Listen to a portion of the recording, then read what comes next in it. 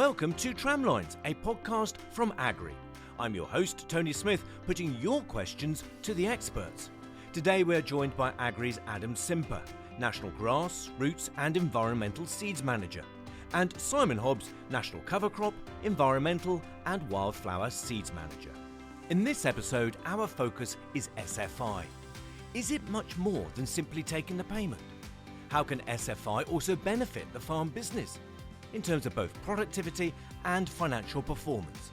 So let's talk to the experts to find out more.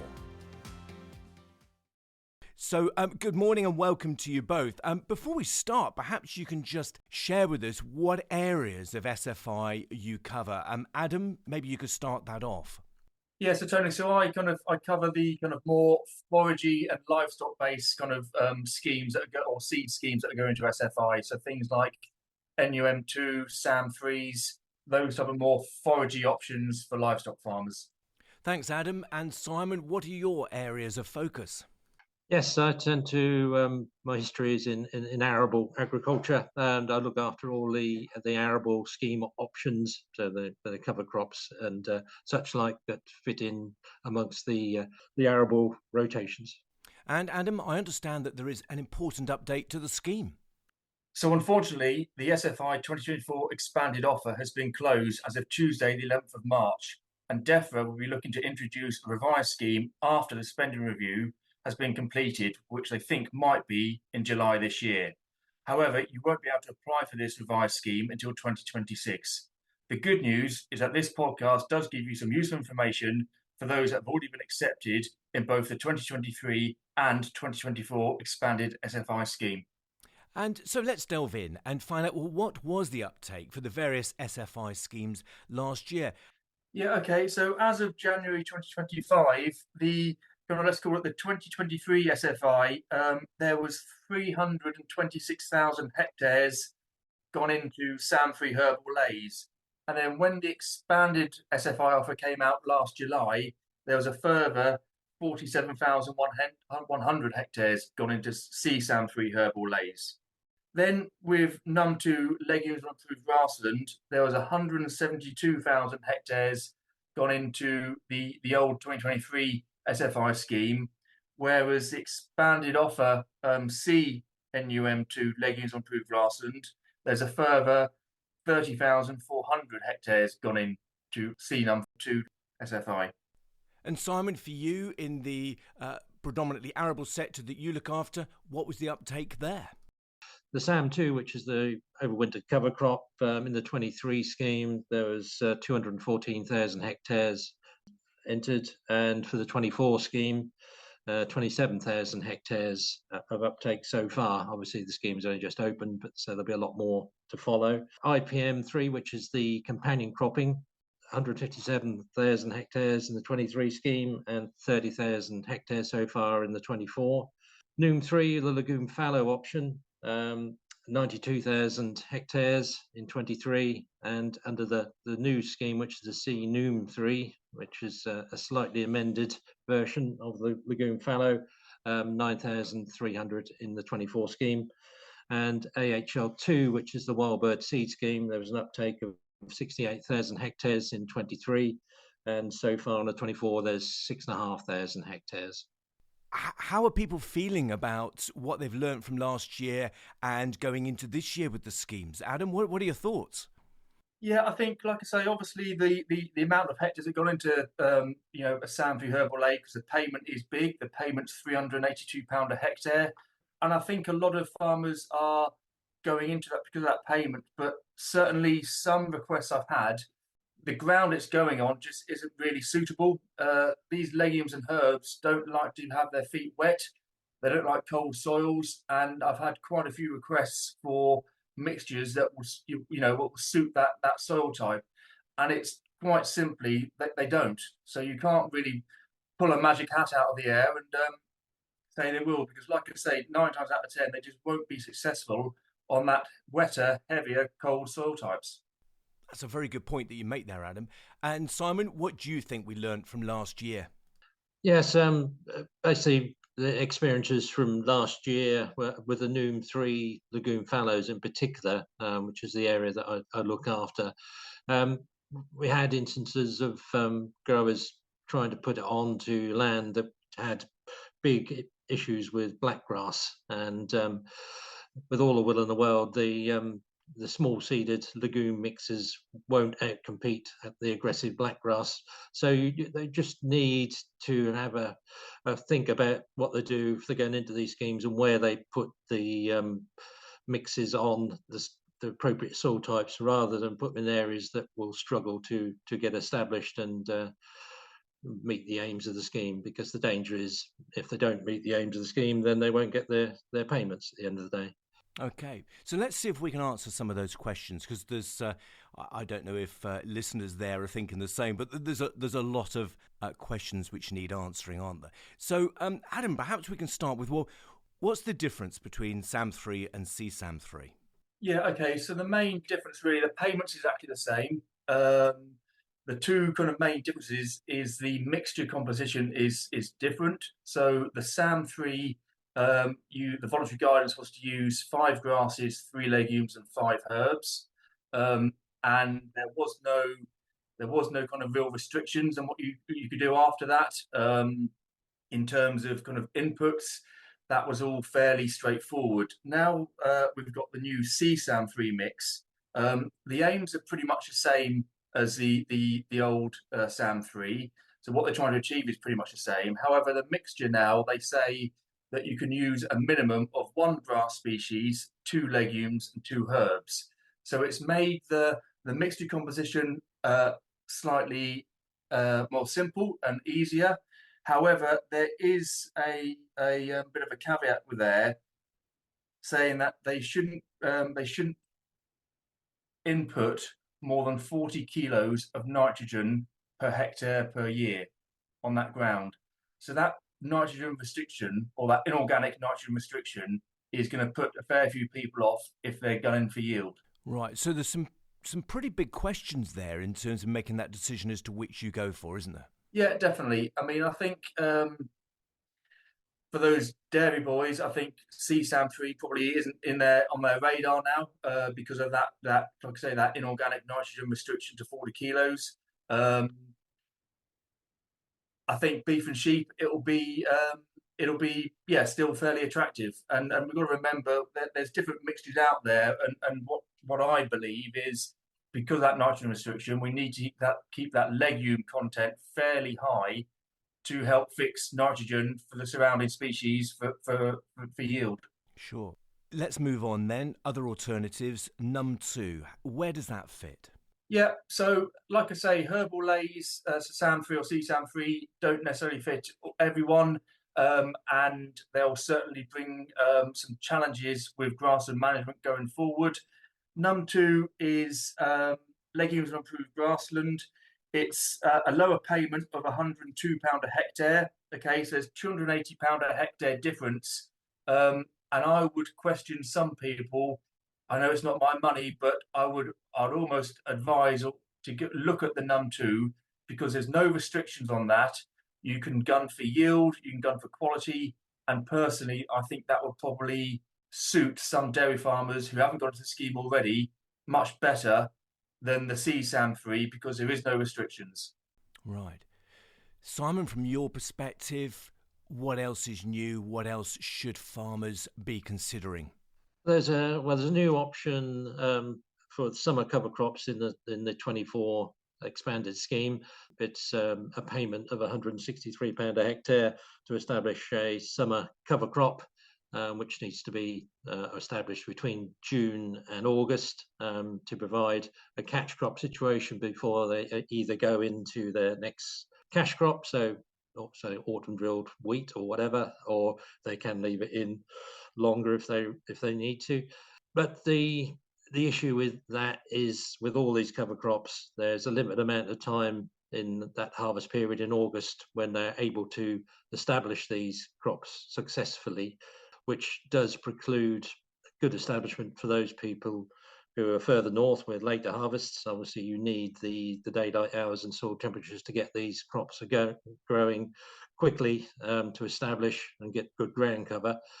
So that is something they need to consider. We have got a potential solution to that issue in the fact that we've got a new product, a new broadcasting mix that can go on pre-harvest, so it spreads that workload out, so it gets it away from that harvest period, allows you to broadcast a cover mix into a standing crop with a standard fertilizer spreader up to 30 meters, up to 3 weeks before the harvest date. For more information, look out for our 2025 Cover Crops brochure and Autumn Seed Yearbook, which can be found in the Agrii library. Simply search for agrii.co.uk/our-services/tools-resources/documents. Adam, can you talk us through some of the options that you have available? You select the right kind of grassy mixture to suit your management, so why not do that with herbal lays? So we've actually come up with, we've got probably 16 different versions of herbal lays now to cater for the SAM3 and CSAM3 mix. So we have a grazing mixture, we have a cutting mixture, which doesn't include any chicory, because once chicory starts to get over mature, it starts to create a hollow woody stem, and that hollow woody stem can pierce the wrap of the bales and affect the fermentation process. We've also got a no red clover version. So red clover, I think, is a very good species for livestock farmers to be profitable and sustainable in their farming practices. However, so why have we created a no red clover version? Because it can cause bloat in cattle. It contains estrogen, which can affect the fertility of breeding ewes. So you need to keep them off 4 to 6 weeks before and after tupping. And like chicory, red clover grows by a crown. So if you graze it hard over the winter, you'll expose that crown and kill the plant. There was clearly a need for a no red clover and no chicory herbal lay version as well, to basically allow it to be more of a dual purpose, so they can cut it and they've got no issues about bloat or fertility issues in the breeding ewes. So we've come up with a new mixture, no red clover, no chicory option. We then have overseeding options as well, which is another topic altogether, whether it actually works successfully. So we have overseeding mixtures, and also because of the demand last year, for the same reasons, there was a big demand for overseeding mixtures with no red clover and no chicory. And what I can hear from what you're just saying, Adam, is the absolute link there between the value of the schemes that you are putting into the ground, but the value in terms of productivity for your enterprise there, and the detail that you've put into the consideration of those different mixes is absolutely amazing, isn't it? In terms of thinking about that livestock performance there. Well, like I say, I think all what we do at Agrii is trying to help farmers be more profitable, and whether that's using the correct species, which has high yields, but also has high quality. There's no reason, just because they're taking a payment, they shouldn't capitalise on both in terms of forage production, daily live weight gain, or milk production, as well as taking the payment. Yeah. And listening to the expertise from both of you, I imagine your phones are red hot all the time, aren't they? Well, if it's not on the phone, it's either WhatsApp or email or text. So yeah, we seem to be adaptable. Yeah. Pretty much both today. However people wish to communicate with you, there's many ways. Simon, thinking about the arable farmer there, the more crop-based farm, those schemes that you were talking about, talk us through some of the offerings that you have there that can help, and also that link through to the productivity of the farm. Yeah, that's right, Tony. We've got a range of standard cover crop mixes and summer cover crop mixes that are designed to fit into various rotations and to target particular tasks the farmer will want to prioritize on their fields. So we've got mixes that will do deep-rooted mixes that will do work on soil structure to help improve the porosity of the soil, so open the soil up to try and break up some of that compaction. One of the key areas we've got is a mix for nutrient capture, so something that's high in legumes, so vetches, clovers to try and fix a bit of free N, so which do need to be put in a good time to take advantage of the warmer temperatures to get the best out of them. So they want drilling early August to make the most of them. But they certainly will fix up to 30 kilos of N over the winter period. So that does allow some savings on inputs in the spring. We do particular mixes for ahead of spring cereals in particular, which we have some cereal-free mixes because the carbon-nitrogen ratio increases dramatically if you put too much cereal in a mix, which then inhibits the growth of your following spring crop by locking up the nutrients in the soil until it breaks down. So that's the sort of areas we're looking at, trying to certainly not inhibit the growth of your cash crop and trying to promote it and trying to gain a bit more yield by doing that, and also obviously taking the payment that's available under SFI. And Adam, thinking about how farmers can make those choices, the right choices, and I'm wondering if that's a question that listeners are thinking about right now. How do we get this right? How does a farmer get this right for this season? Is the route through to that to talk to your farm advisor or agronomist, or are there other ways as well that can help people make the right choice? Yeah, I think first of all you've got to weigh up. Like I said before, does the scheme you go into, does it suit your farming practice? I think then once you've decided that, like Simon said, I think these seeds, certainly in herbal lays, they're really small. Some of them are only kind of 1 millimetre in diameter. So I completely agree with Simon. Drilling depth is critical to successful establishment, and 10 mil maximum is all you need. I personally believe that certainly with herbal lays, when from a complete reseed, it wants the real firm, fine seedbed, and the finer you can get, the better. Yeah. And Simon, anything you'd like to add to that? Yeah, certainly.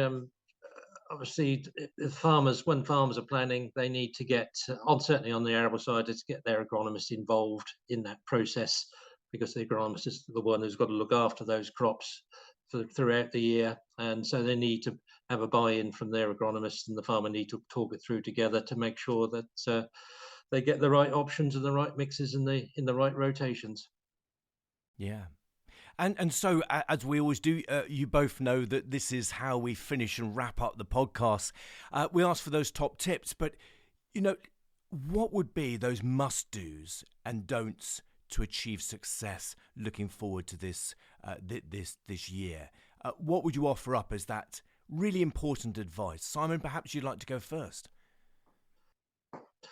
Yeah, it's all about the planning as always. It's attention to detail. It's knowing what you're trying to do with the mixes you're planning to do and what schemes you're entering to make them work for your farming business. There's nothing worse than putting something in that's going to make your life more difficult. As I say, do it in conjunction with your agronomist to set that plan, select the mixes, and then think about the details for success of that crop. So around establishment and how you treat it during the growing season, because they need to be treated as crops. They're not something you just throw on and leave. You've got to look after them to get the best out of them. And Adam, what would you add as being the must-dos and don'ts to achieve success with SFI? I think certainly the do's are think about what schemes you're going into and if it's going to suit your grassland management on your farm. Do think about, is the mixture that you're going to be drilling, is it suitable for your management in terms of cutting or grazing? Do obviously think of it as a crop and think about how you're going to get established, your management afterwards, and will it actually suit your farming enterprise if you put it in a big way? Thank you, Adam and Simon, for your very poignant advice regarding SFI. Next time, we will be discussing traditional seed treatments and their viability alongside the new biological offerings. If you have any questions for our experts that you'd like answered, email them in to info@agrii.co.uk. That's it for this podcast, but do tune in again as we meet the experts throughout the season, exploring the many immediate and longer-term questions for growers and farmers in the UK. See you next time. soon.